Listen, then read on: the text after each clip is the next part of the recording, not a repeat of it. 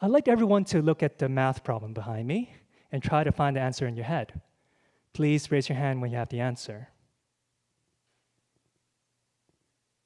Shortness of breath, dizziness, nausea, increased heart rate, the blood draining from your extremities, your mind racing, and you struggle to keep a coherent thought, the feeling of dread and of impending doom.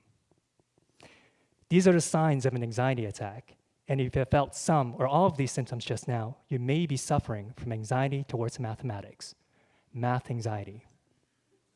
This negative emotional reaction can range from a feeling of mild tension to debilitating fears towards mathematics, and it is surprisingly common. It has been observed all over the world in different cultures, and by some estimates, up to 1 in 5 school-aged children have math anxiety to some degree. It's not difficult to see that those suffering from math anxiety tend to have lower math performance. After all, if your mind is busy keeping yourself calm, it is difficult to concentrate on the problem at hand. However, math anxiety has far-reaching and lifelong consequences beyond the classroom.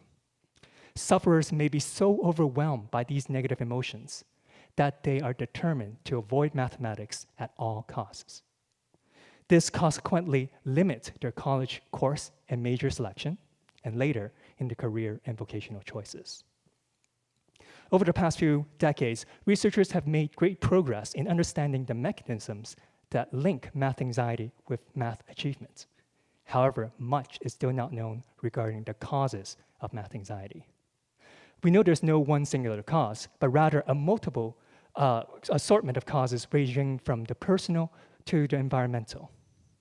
The studies we have tend to focus on one or a few causes at a time, and we're at a situation like the story of the blind men, each touching at different parts of an elephant.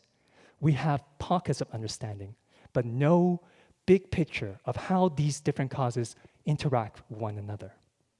This is where my research comes in. Using multiple large-scale international studies of achievements, I was able to make this big picture and see how these variables interact. And in doing so, I was able to see which of these variables play the biggest role in causing math anxiety. In time, this study could help future studies in finding interventions that may aid us in stopping math anxiety altogether.